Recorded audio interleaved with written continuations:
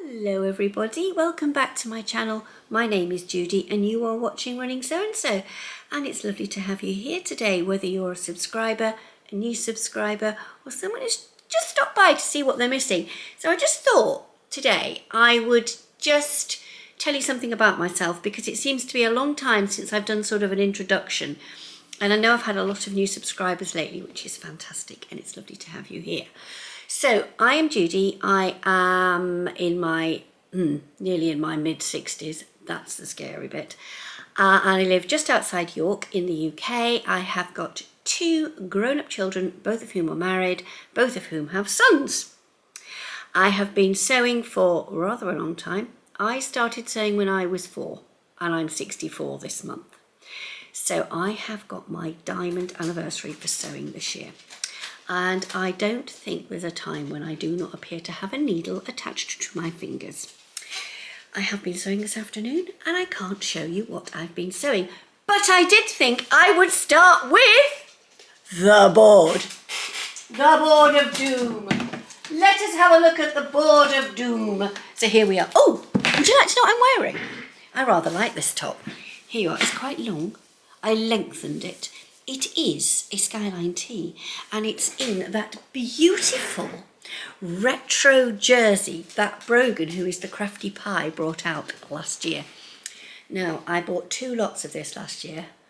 I bought 1 lot in what is now no longer there, the Whitney Craft Centre, or Cotswold Craft Centre. And then I bought another lot in Caroline Rose Fabrics that I went to with Hannah, and we met Sam. So let us have a little look at this. So I had a pattern test, and that is now done. The pattern test is done and submitted, and I can tell you that that pattern will be coming out this Friday at the Knit and Stitch Show. Yeah, I can't get over it. For years it's been the Knitting and Stitching Show, and this year it's a Knit and Stitch Show. Anyway, before anybody asks, no, I am not going to London this weekend to the Knit and Stitch Show, because the following week it is So Fizz Tea Cated, so I'm going to that. Then underneath the Beyond the Pink, the So Fizz Tea Cated dress, there was a Beyond the Pink Door mystery make. That is now done. So I can rub those out, and I can now make this number 1. Yes! Number 1. Number 1, the one and only. It is the one and only. That's it. But there is something else to go on. And I'm going to put something else on there. But before I do that, oh look, the camera's going white and dark again, and I've got a ring light behind me. Naughty camera. Right, I have got some wonderful things to show you, because a couple of things have come into the sewing room this week. And the one I'm going to show you first, which I am so excited about, is the title of this video. Not all happy mail is fabric. Sorry to lean forward.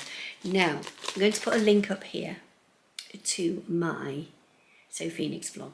The idea of Sew Phoenix was to make up a garment that you'd made before, and to try and make it and to improve on your techniques. Now, the technique I was looking at improving on was my rolled hemming, and down below there is a link to the vlog I did last week, and thank you so much to all of you that have watched it.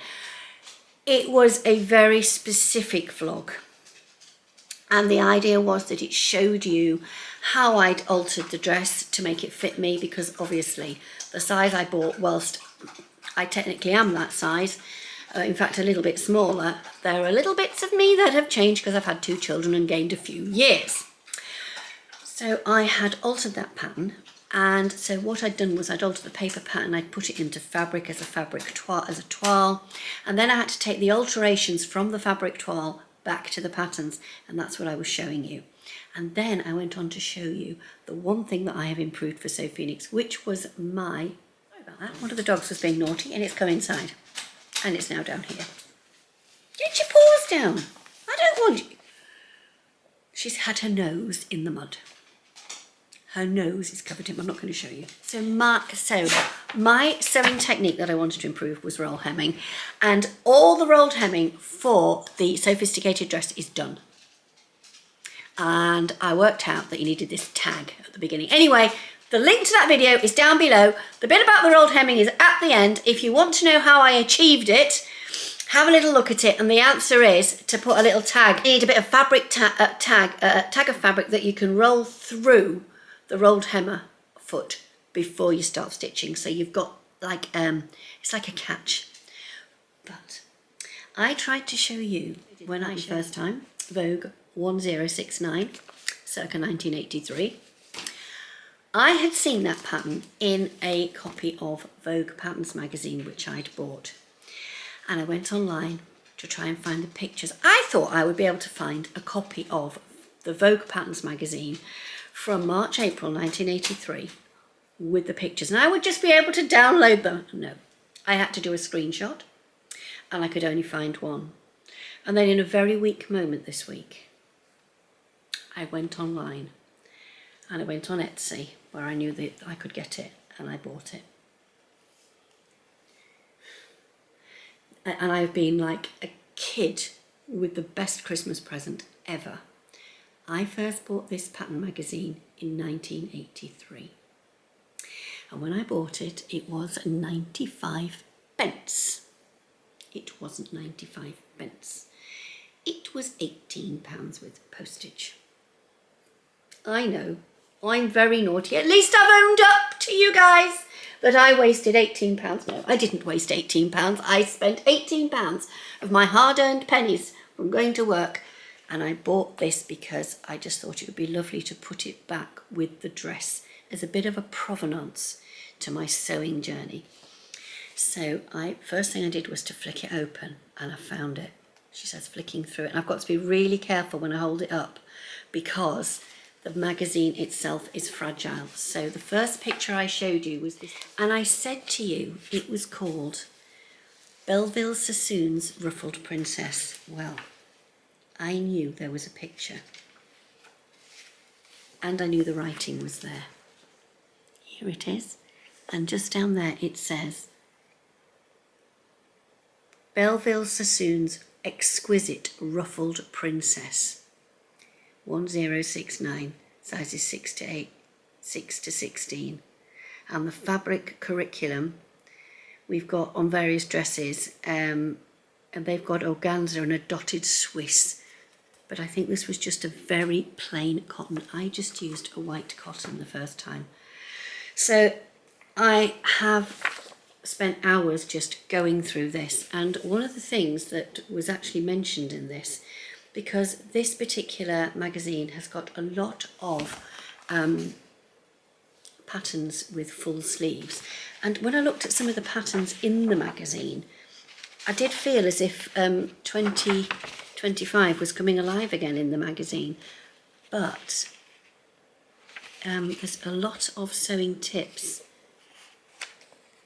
and one of the things, it says a help needed section for the fuller upper arm, how to do a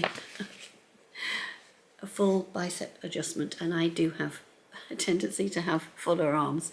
It's just me, I'm just used to it, and I do that adjustment occasionally. I'm very good at altering sleeves and not telling you that I've done it, because I think I've done it all through my sewing journey. Anyhow, this magazine also had an advertisement for the shop that I bought my wedding dress fabric from.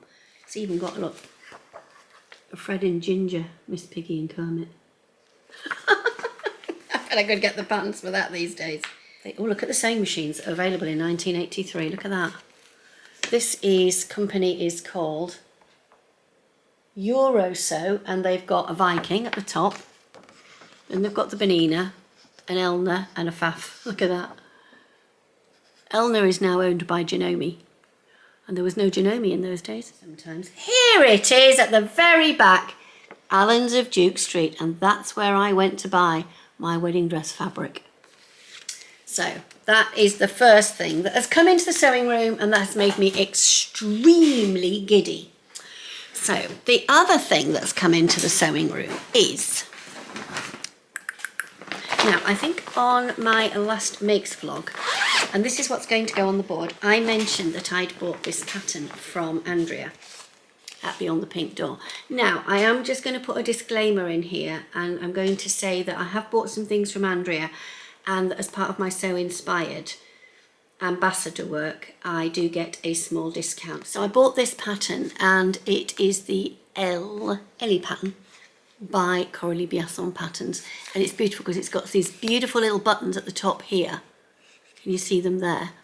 Now, and it's got little cuff banding, and it's got a lovely like boat neck with these buttons, a bit Bretonish, and I thought it would be really lovely to use this Funfetti. Now, I have wanted an excuse to make something in the Funfetti, and one of the ambassadors said in the little group we've got, shall we do something with Funfetti? So watch this space towards the end of the month. You might get a different treat on Halloween. You might not get a trick or treat, you might get a Funfetti treat. So I'd watch this space. Watch this space on Instagram. It might start popping up on Instagram. But this is the next make that will be going on here. And number 2 is going to be Funfetti. Oh yes. I always rewrite this when I've gone, but Funfetti will go onto the board. I do have buttons to go with it. Now I think, where did I put the, I did get some buttons. I got some buttons a while ago from Bec's, yes, Bec's at Jazz and Wow. So these actually are sort of a bluey colour, but I think they will look rather splendid on here. And they're square, and I've never used a square button before, after all these years of sewing. So I am going to use Bec's buttons.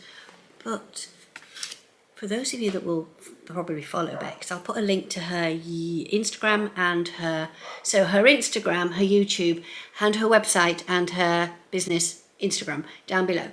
Bex has launched a website for her little business, Jazz and Wow. So when she launched the website, I treated myself to some buttons. Beautiful little buttons, aren't they? Now, but you see, I could use these on here as well. Oh dear, it's going to be such thoughts. All I can say, Bex, if you're watching this, your buttons are going to go on my Funfetti. But she's also brought out this. Look at this. It's a sewing machine pin badge, and I saw that and thought, oh, do you know, it'd look rather nice on here, wouldn't it? It'd look lovely on here. So that's what has come into the sewing room. Now then, there is something else that's come into the sewing room, but before I do that, I'm going to tell you what I did yesterday with my daughter. Now, I haven't been to Castle Howard today because, like so many people, we get the autumn, we go back to school, I've succumbed to a cold, and I just thought I need a weekend just at home to let my body recover from this so that I do not get yet another chest infection. I don't go into any details about my asthma, other to say that I do have to be very, very careful because I am very susceptible to infections flaring up.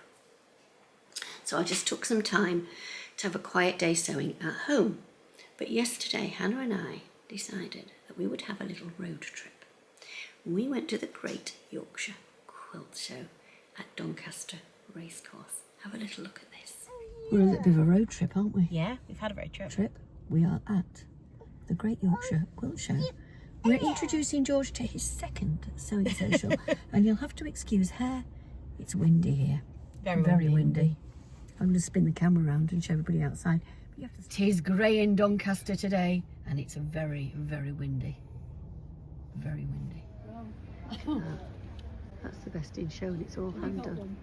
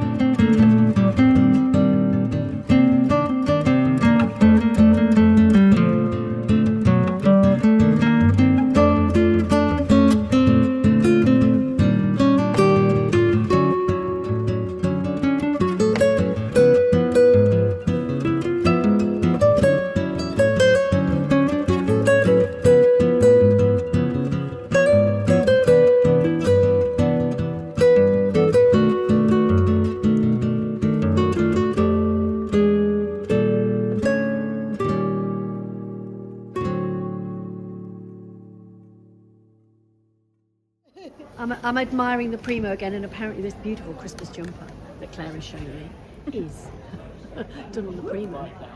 Oh dear. It's really a problem coming to shows, isn't it? And look, I could bind with this. I'd need to get a binding foot. But yes, I'm looking at the beautiful, beautiful machines. Should I? Shouldn't I, Hannah? What do we think? Do it. Claire's influencing. Quilts for the Longest Day, which is the English version of Quilts of Valor. It's a lovely lady I've met at the gathering. But I'm looking at this lovely poppy quilt here. Maybe I should make a poppy quilt for... And do you donate it to soldiers? Like We do. Every quilt gets donated to a local veteran. Yeah. And we don't take any money for anything. And is there... Yeah, well, I think I'm going to take some leaflets. And I'm going to look into this, and I'm going to get the pattern, I think. Fabulous. Okay.